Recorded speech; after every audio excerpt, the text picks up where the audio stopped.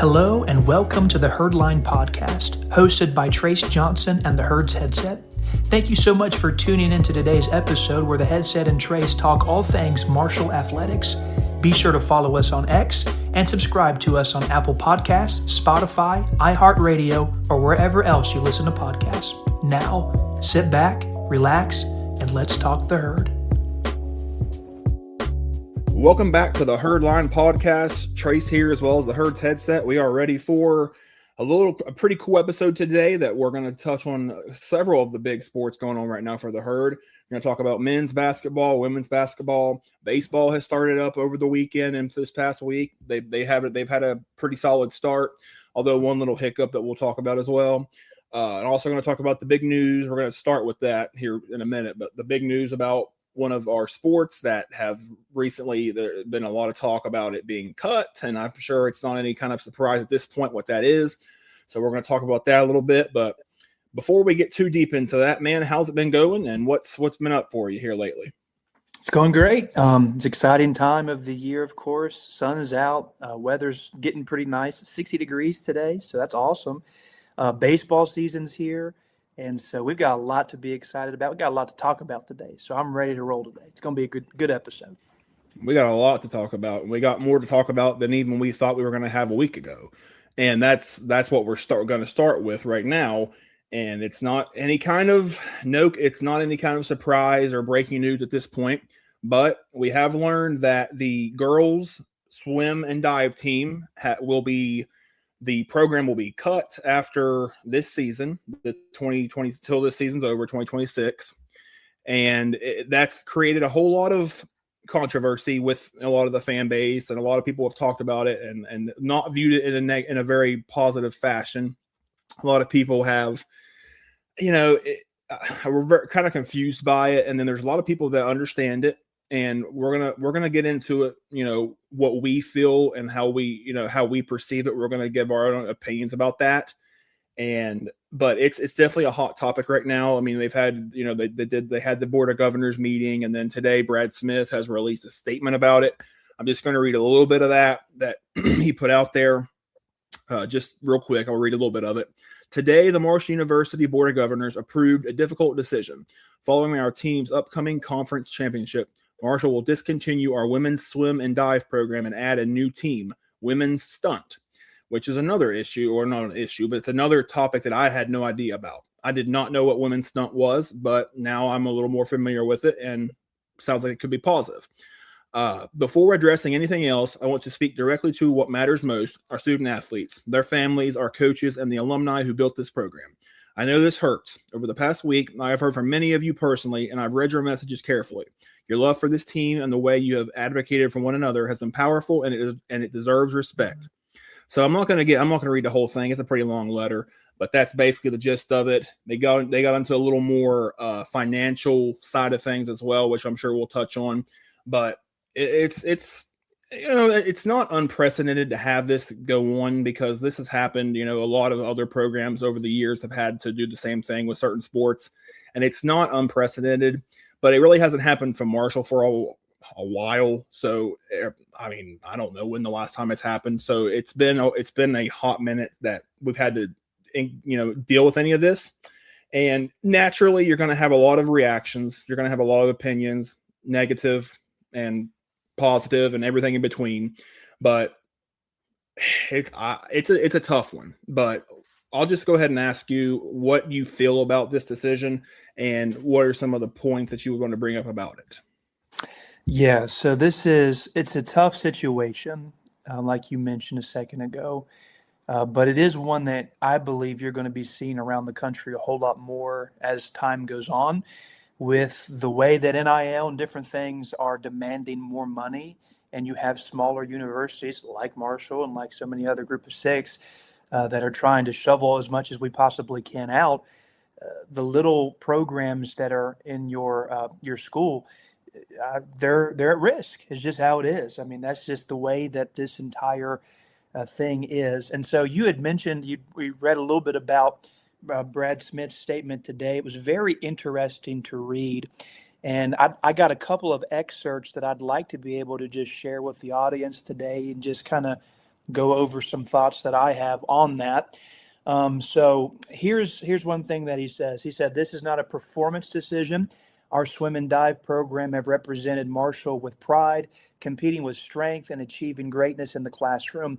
This is a structural decision about sustainability and alignment in a rapidly changing NCAA environment." So understand, this is not based on, just flat out performance. As a matter of fact, from my understanding, Marshall has had a pretty decent swim and dive team for over the last decade or so.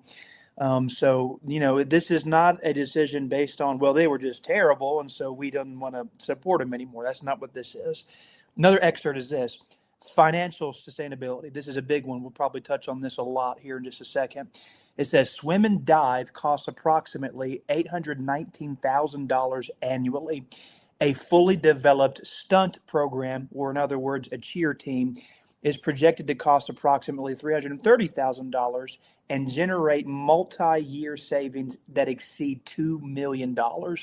So right off the bat, as a listener, it's important to understand what the university is doing. This is not to degrade women, as some people have come out and said, okay? But it's instead to be really just being realistic of where the university is at, and then offer a chance to support even more women in a different program that will be added with the stunt program. Smith mentioned that, a swimming and dive team supports in between 27 to 30 people, roster spots every single season. A cheer team was going to offer around 65 spots totally. So again, this move, contrary to what a lot of people are saying, it's a move that's going to support more women in the future, while also saving a ridiculous amount of money for the university. Swimming and dive, like we just said on the statement, $819,000 every year. Stunt team projected will be $330,000 a year. So understand, it takes 2.5 years to produce roundabout the same amount of money that 1 year of swim and dive does. That's going to literally bring millions of dollars back into the pocket of the university just like that, by making the change and supporting more female athletes in the process of it. Another thing that I found very interesting about the statement was the facility reality. He talked about the Aquatic Center serving Marshall well for decades, but sponsoring Division I swimming at a championship level requires sustainability, capital, and facility upgrades that we cannot responsibly commit to at this time without compromising broader athletic priorities. The pool will continue to serve academic programs, recreation, and community needs. So this is a huge one. If you've ever been inside of our aquatic center, it is awful. I'm just being honest. I mean, yeah, it may be better than like some D2 programs or D3 programs, but for a Division I trying to compete for a national championship, there is no reason why any of the top athletes would ever say, yeah, I want to go to Marshall because of their facilities. We are at the bottom of the barrel. In fact, I was over at Coastal Carolina a couple of months ago. I went for that football game, and we walked by the Aquatic Center, and they have these big windows there that you can see in. And I was just thinking to myself, man, they are way better than anything Marshall has. I mean, it's just unbelievable. So that's just one example, right? Around the country, you've got some even higher tier programs that have so many greater facilities than what we've got. And so our facility, truth be told, there is no upgrade that can be done to make it compete. You have to build a brand new facility altogether. And that's just not going to happen. Not right now, not for a very long time. That's not a top 5 priority. And then one more statement that I want to read that he made is this. He says, most importantly, Marshall will honor every current swim 8 dive scholarship for any student athlete who remains enrolled throughout graduation. We are providing advising and transition support, and for those who choose to transfer, we will assist them through the transfer process. We are not abandoning these young women. We are walking with them through this transition. So here's the biggest thing for me, all right? Number one, Marshall's going to honor every single scholarship that was given out. That's a big deal, right? They didn't have to do that, but they chose to do that. That's the integrity of the people in charge. Now, the women will have to make a very tough decision. Do we continue to go through with a sport that we have worked at our entire life, or do we retire and just go to school for free? That'll be on them. But with that being said, if they desire to continue, they're going to have full support with Marshall. Marshall will cooperate with them, help them, give them advice, different stuff. And I'll just kind of say it this way. If these ladies were good enough to get on scholarship here at Marshall, chances are they're going to be good enough to get on scholarship somewhere else. So with all of that being said, I don't disagree with this decision whatsoever. I think that this is actually going to be a positive thing on multiple fronts. The university, number one. Number two, more women being supported as female athletes and competing at the highest level at their craft. I think that's wonderful. So you put those two things together. I mean, this is not something that I'm mad about. This is not something that I'm up in arms about. And I know some people that are listening and watching right now, you may have a difference of opinion. And as a matter of fact, I've seen the differences of opinion that a lot of people have. And I'll just say this. I don't want to sound like a jerk, so to speak, but I also just want to tell you what my personal opinion on the matter is. People are upset that we now have a sport added that will give twice as many female athletes an opportunity, right? How can you be upset by that? I mean, I feel awful for the girls who are on the swim team that have to make the transition. It's inconvenient. It's not ideal. It is a tough situation, but this is not the end of the world, okay? These girls will go find somewhere else. They're going to compete. They're going to be able to continue if that's what they desire to do. And if they don't want to, if that's not really in their heart anymore, they'll go to school for free. I mean, there's nothing that you can really be mad about. But then number two, this is a big one for me. Anybody listening who's up in arms today, here's my question that I've got for you. Show me your last season tickets that you bought for the swim and dive team for the last 10 years. Show me your ticket stubs. Give me the receipts that you got, because how many of us even knew that we had a swimming and dive team until this week? The writing has been on the wall for years as the program has kind of been on life support, bad facilities, terrible crowds, losing money. This is not a shock. This is not a surprise, and nobody desired to put in the effort, time, or attention, or just buying a ticket to make them even consider this in another way.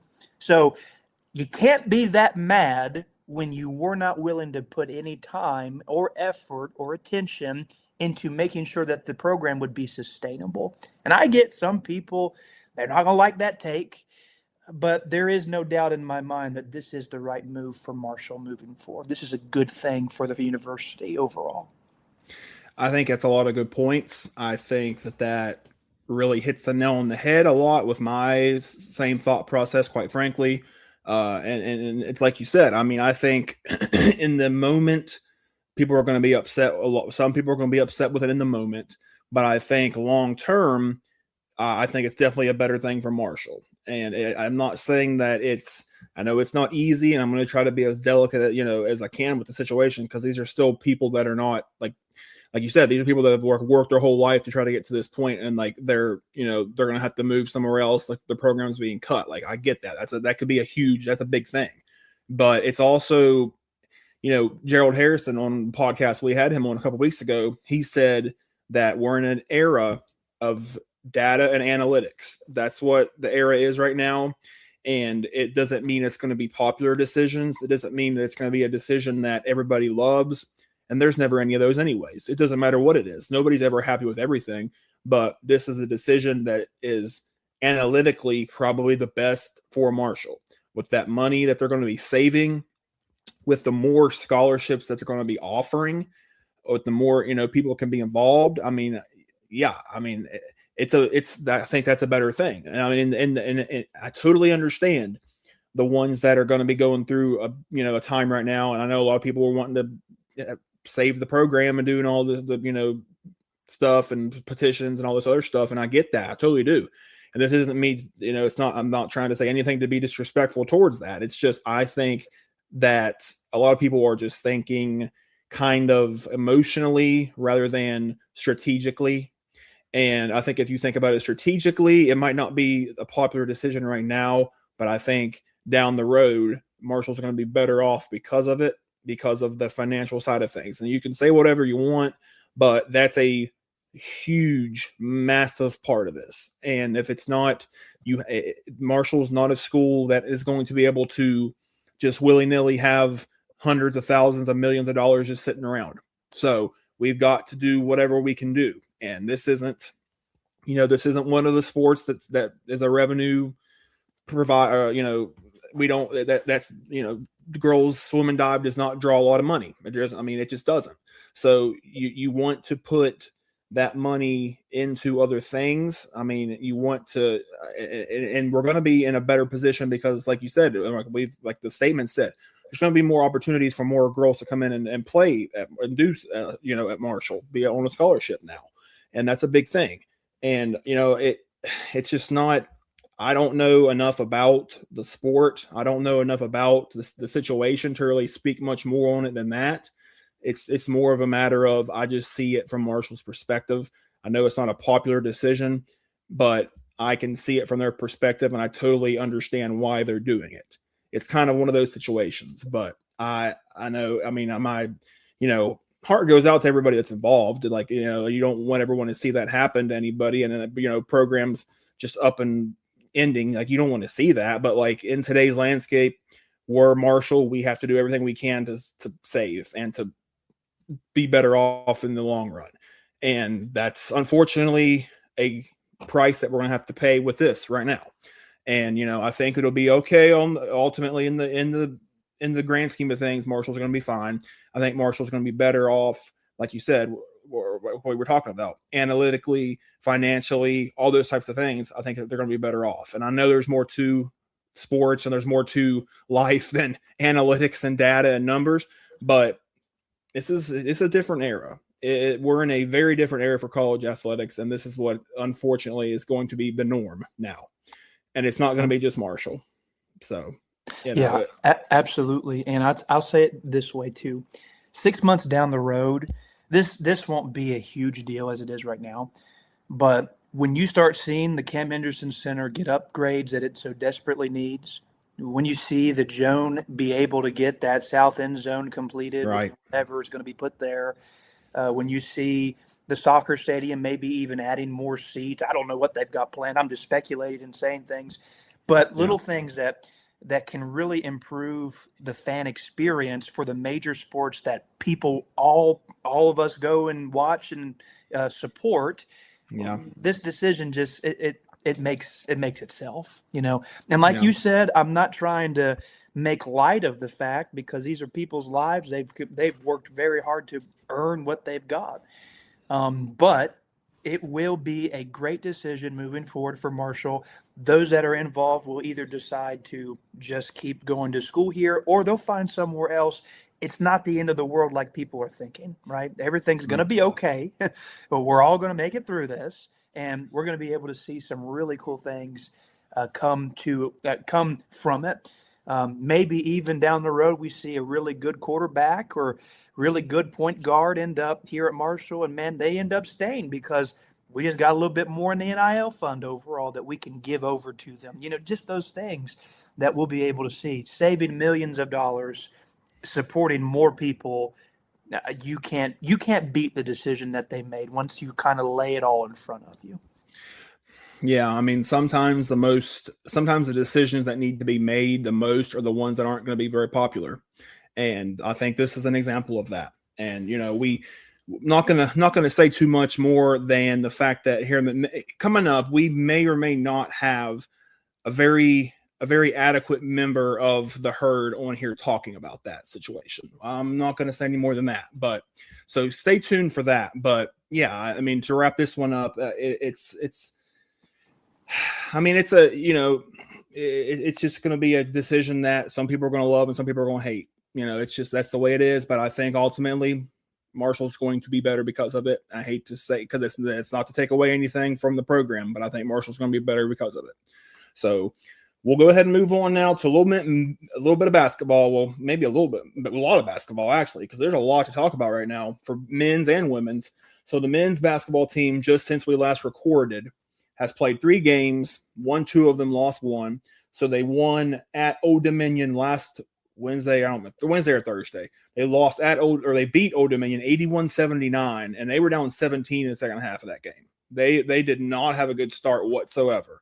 And they managed to come back and beat Old Dominion there towards the end, held them off, big win there. But then the Saturday night game at Georgia Southern was pretty awful. 101-87 loss. I mean, just looked like they had no idea how to. I mean, they were just throwing up threes left and right, and they were all falling. And a lot of them weren't. It wasn't even like they were uncontested. Like there was some that were uncontested, but there were some that were contested. They were just making everything. So like that was kind of disheartening, and that would have been a nice win to have had, but it was a loss. We just didn't look very good in that one. And then last night, as of the time of our recording right now, we had a home game against South Alabama. That was the team that at that time was in first place. Marshall beat them 84-80, had a really strong first half, really hot half. Like they were shooting really well. Maybe they had at least 10 threes in the first half. I can't remember the number. I think it was 10. And the Marshall got up pretty big, and in Marshall fashion, they had to hold them off at the end. But they did it, and now we're currently sitting at a half game out of first place, sole first place, and we're tied for first place in the loss column.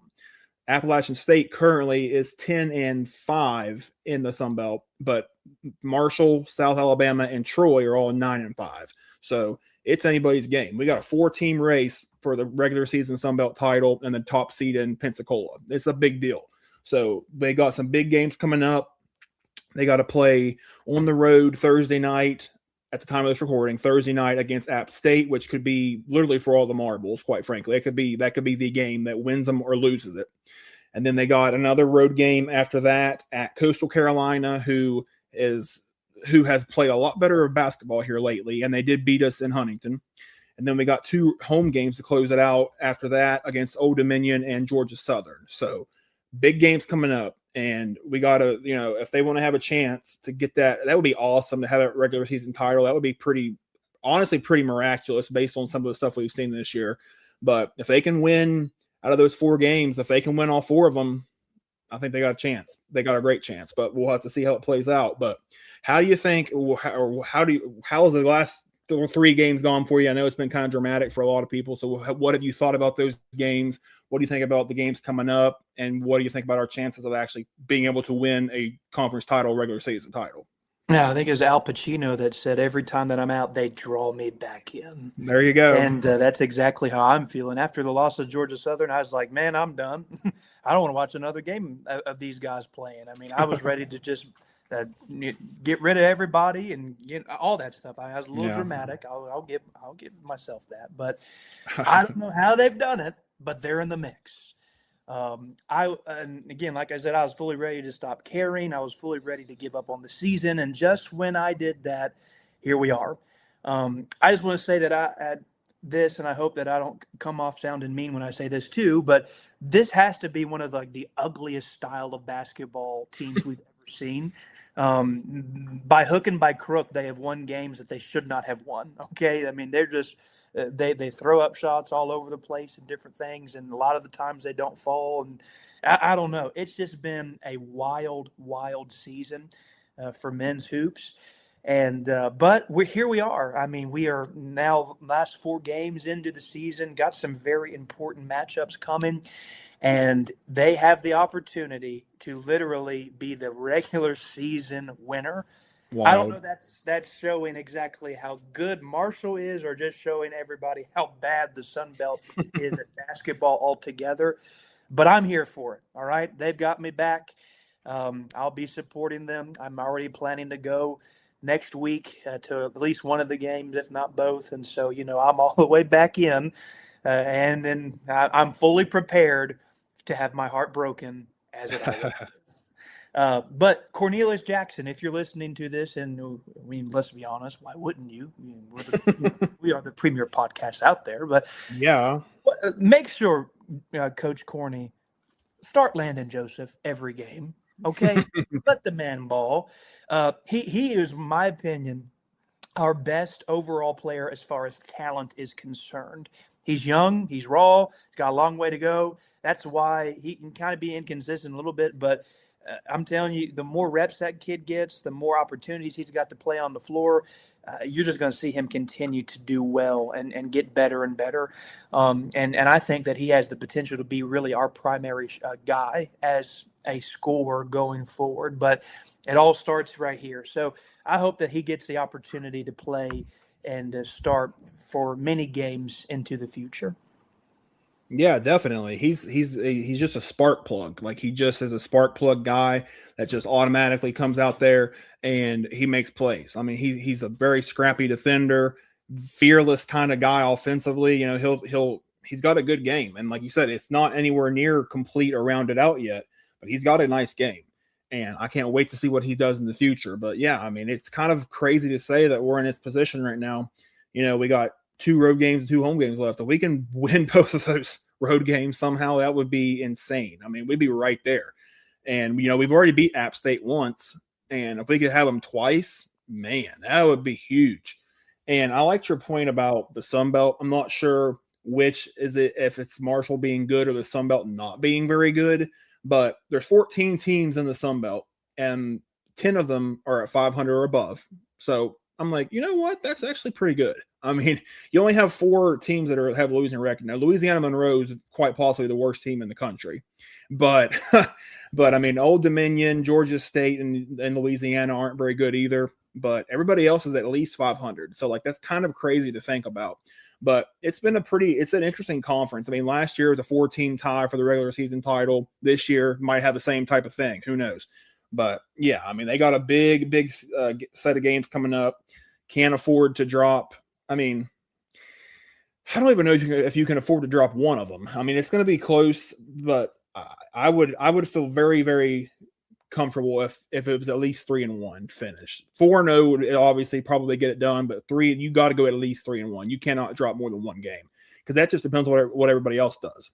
So yeah, there's a lot still to be played out for the Herd, but they're in the mix, and that's all you can ask for at this point in February. So we'll see what happens. But flipping over to a little bit more of the women's side, they've had some big games here lately. They've had 2 games since we last recorded. They had a 71-56 win over Georgia State at home, and then they had a huge 62-54 win over Arkansas State at home, who at that point, they were number 1 in the conference.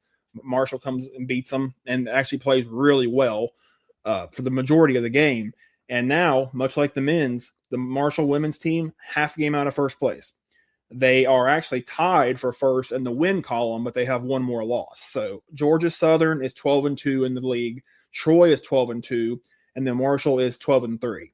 But then you also have Arkansas State at 11-3, who's nipping at everybody's heels too. So Marshall's got a chance to. But could you imagine? Has there ever been a year where the men's and women's program have won a regular season title at the same year? I don't think that's ever happened. I mean, if it has, I don't remember it. Put it that way. But they've got 3 games left. The women's team does, and 2 of them are especially huge.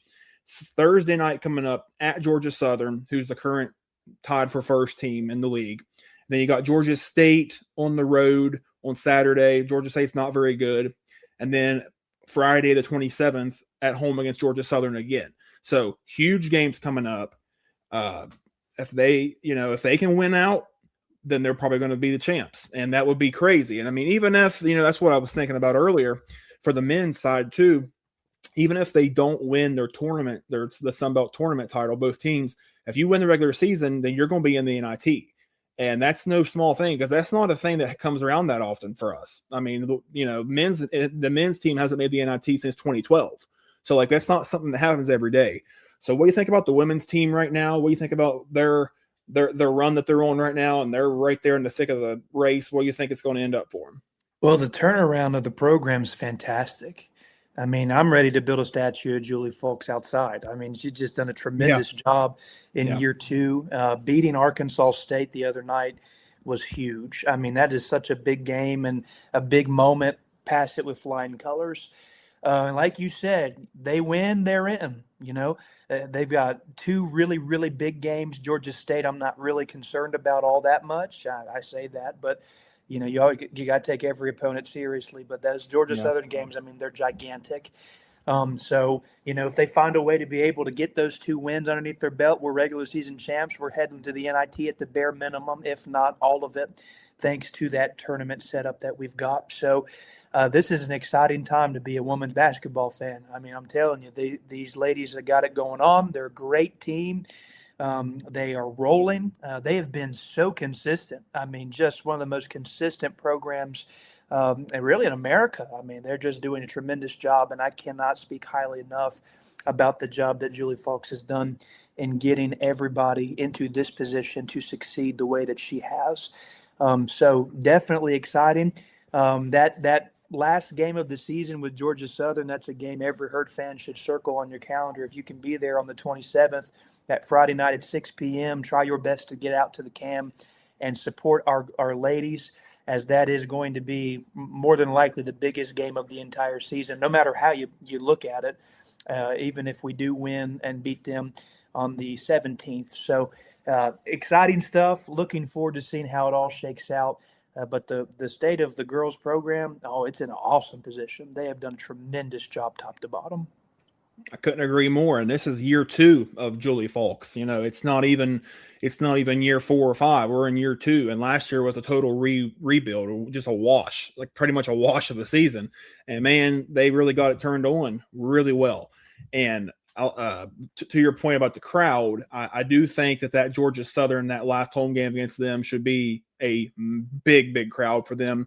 The Arkansas State crowd was about, I don't remember the exact number, but it was about 1,500, which is pretty dang solid for what they usually pull in. And if they can win these next 2 games, or even if they don't, but especially if they win these next 2 games, and then they got that Georgia Southern game at home on that Friday, that should be a crowd of, that should be 2,500 people, 3,000 people. I mean, that should be a good crowd. I would love to see that. That could be a potential championship winning scenario. I mean, that would be awesome. So yeah, got to get out to the CAM and support both programs, because both programs have a whole lot to play for. We got, we're not that far off from Sunbelt tournament action. We're not far from that. We're, 3 weeks out or whatever. So, or maybe even less than that. I don't know, but it's really close, and both teams have a chance, and they're in the mix. So that's all you can ask for. There's been some ups and downs, especially on the men's side, but they're in a pretty good spot right now. So we'll see how it plays out. Hopefully they can both win out. That would be awesome. Hopefully that would be amazing. Hopefully that happens. But I think even if they don't win out, and even if they don't win the regular season, I think they have a chance to win in Pensacola if they just string together some consistency. That's been the bugaboo for the men's team especially. So if they can do that, they got a shot. So we'll see what happens. But moving on to the next sport that we're going to talk about, and this one we just got started last week. 3 games under the belt, baseball. So they started with a 5-2 win over Evansville, followed that up with an 18-11 win over Evansville. And then, unfortunately, the first game and only game against Kennesaw State was a 10-9 loss. That was very heartbreaking kind of loss, because they had a pretty good lead in that game, and then the bullpen just kind of faltered there a little bit at the end. And then the wild pitch. I mean, I hate seeing a game end on a wild pitch. That just sucks. But but I mean, pitching aside, we were some bullpen issues here, with certain moments there. They scored 33 runs in 3 games. Them bats are hot. Let's just call it like it is. And then it was really cool to see Jackson Halter get hit for the cycle against Evansville in the second game against Evansville. The first Marshall player to hit for the cycle since 2019. Really cool stat. I mean, that just doesn't happen every day, obviously. And then freshman pitcher Landon Dahl played really well against Kennesaw State. Unfortunately, he did get pulled, and they kind of went downhill from there, which sparked a little bit of conversation as well on Twitter with fans and stuff. But what do you think about those first 3 games? What stood out to you? What stood out to you? What did you like? What did you not like? Just kind of wrap it all up like that. Yeah, so back in a couple of weeks ago when we did our baseball preview, episode, we talked about the importance of getting off to a good start. In years past, they would seem to finish well, but the beginning of the season would always be a little bit rocky. Yeah. And I said, I mean, hey, if we can come out of there with just one loss, I mean, we are in a good spot. And I hate that the game got rained out on Sunday because I would have loved to have had Kennesaw again on that Yeah. Sunday. I think that Marshall would have been able to bounce back and get that win. But nevertheless, starting 2-1 to open up your season, it's fantastic. I'll take that every single time. One guy that I am just, again, as always, I mean, this guy has always just been somebody that has been stellar. Bryce Blevins, our ace pitcher, game number 1 against Evansville, he pitched 7 innings, 2-hitter, no walks, and 7 strikeouts. I think he ended up setting down the last 19 batters that he faced. I mean, just stellar. Fantastic outing from him. As always, like you said, the bats are hot. 33 runs in 3 games. I mean, you can't really ask for a whole lot more than that. And it's really shocking that we lost one of those games. That's just unbelievable. The thing that we talked about in the baseball episode, and that I'll be kind of pounding the drum on all year long, more than likely, is I do not trust the bullpen very well right now. It's early on in the season. Things can get adjusted and that can be tightened up. But I don't think we're going to have any problems scoring runs. I don't think that we're going to have any problems from our main rotation of guys pitching. But where we may encounter a couple of issues is the bullpen. And that's always been the crux of Marshall baseball, it seems like. That's always been the major issues that we find. But anyway, onward, this is a huge week coming up for the Herd. We've got Friday to Monday of this week into next week, all Marshall baseball. They first of all play Friday and Saturday against the Citadel there in Charleston, South Carolina, and very similar to how they were doing a tournament style there in Kennesaw. They're doing the same thing in there in Charleston, as Navy will be coming, and they'll be playing them on Sunday. And then from there, they're going to Rock Hill, South Carolina to play Winthrop. So, we've got really great weekend of Marshall baseball in store. And then we finally get to see them come home for the first time this season for a Friday, Saturday, Sunday series, February 27th to March the 1st against Butler. So I'm pumped up. We got offense. We have great starting pitching. The concern is the bullpen as always, but I am hoping that gets adjusted and fixed here pretty soon.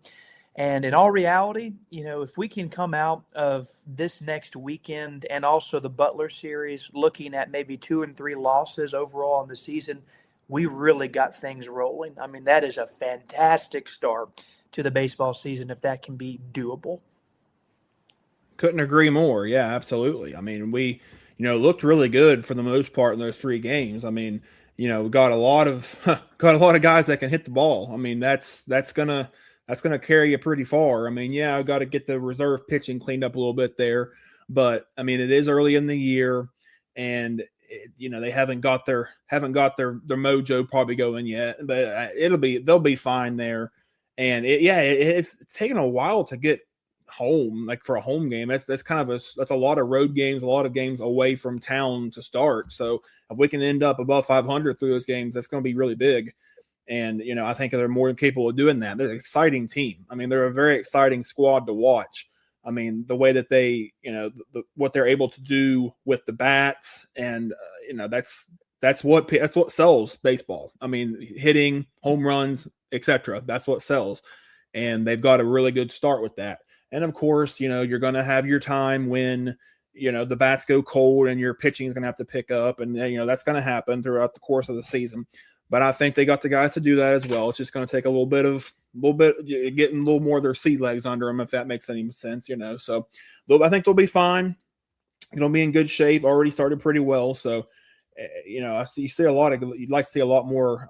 A lot of these younger guys have started playing well already too. So that's exciting.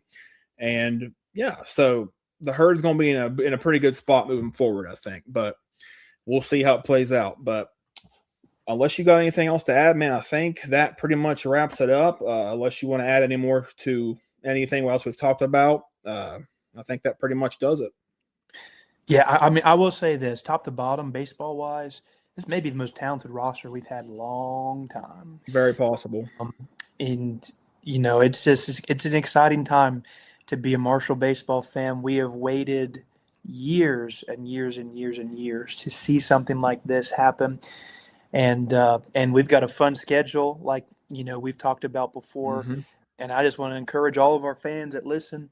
If you are not a baseball person, or you said, "Oh, Marshall baseball, I don't even." They play at the YMCA, don't they? No, but let's Yeah. really get out there and support our guys this year. This is a talented team. This is an exciting calendar schedule that we've got. We got Virginia Tech coming here. West Virginia's coming here. Coastal Carolina, national champion runner-up, is coming here. Lots of games to look forward to. And so let's make this really the premier place to come and watch baseball in the Sun Belt.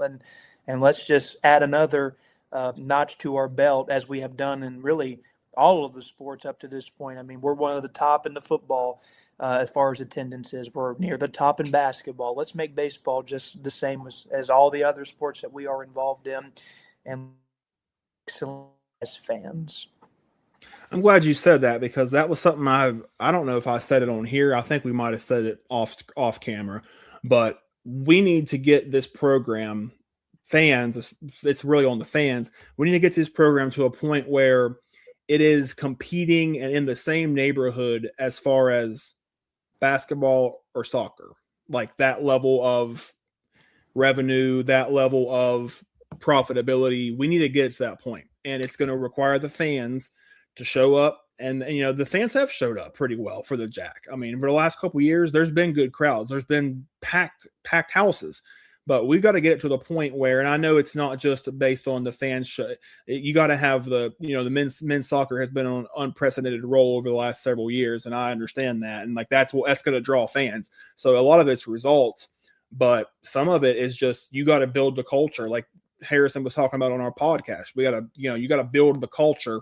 And if we can do that, I think there's no reason that baseball cannot compete with, like you said, men's basketball, women's basketball, men's soccer for that level. I mean, there's no reason they can't be in that situation. And I think now we're going to start seeing a lot closer to that. So it's exciting time. And like you said too, being in the Sun Belt, that's one of the top 4 baseball conferences in America. Yeah. And so, now that we do have this stadium, now that we are involved in a conference like we are, all those numbers are going to go up inevitably, because you have more exciting games on the schedule. Right. And that's what's happened with football. I firmly believe the reason why we have seen an uptick in the attendance the last 5 years or so is because we're seeing App State, right? That's a fun game. Yeah. We're seeing Coastal Carolina with Grayson McCall. That's a fun game. So when we have those types of teams coming in, when we have the type of talent that we've had, the results that we've had, that also works. But whenever you talk about just Marshall fandom in general, I'm not afraid to just say it. We are a blue blood as far as a group of 6 is concerned. It just is. Like, we are a top 5 fan base overall. We've got great history in all sports. National champion in soccer, that's recent. We finished as upwards as number 6 in the nation in basketball. We've had multiple top 25 finishes in football, and now baseball is on the upward swing. And we competed a little bit there with Coastal last year, national champion runner-ups. And so across the board, I guess the challenge for all of Marshall fans is, all right, we're known to be primarily a football school. The really older people will probably say, well, we're kind of known to be a basketball school. And the newer generation says, well, we're known as a soccer school. Right. But understand, we can be all of that. We can.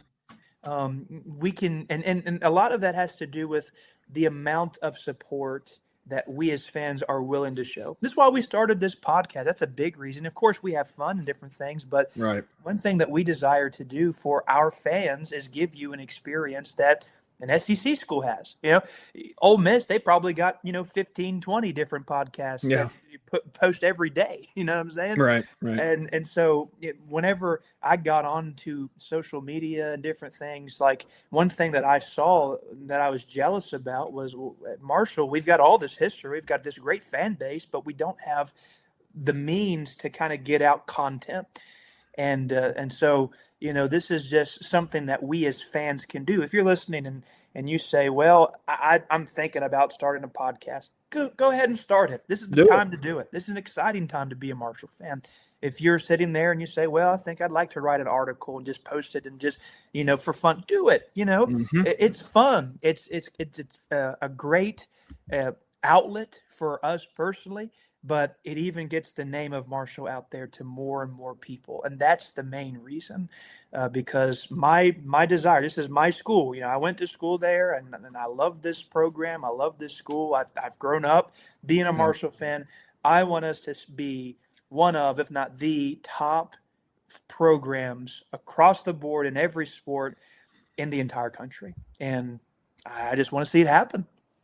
Yep. I want to see it happen as well. And I think we've got the vision. I think we've got the right guys in place to do it. I really do. And it's time that it's time to take Marshall athletics to a different level. It just is. I mean, Gerald talked a lot about that on our podcast. Like it's time to do it, and we got to get it done. So we'll see what the next few years happen and how they unfold, but I'm very optimistic. But with that being said, that concludes this episode today, and we look forward to bringing you hopefully a really cool episode coming up that will be, again, another must listen. If it, we got to get it all worked out, ironed out first, but it could be a very awesome episode that's going to provide a lot of very essential information, a lot of very essential kind of facts about a situation. So we'll just leave it at that. But with that being said, we'll go ahead and close it out today with a go Herd, and we will see y'all next time. Go Herd.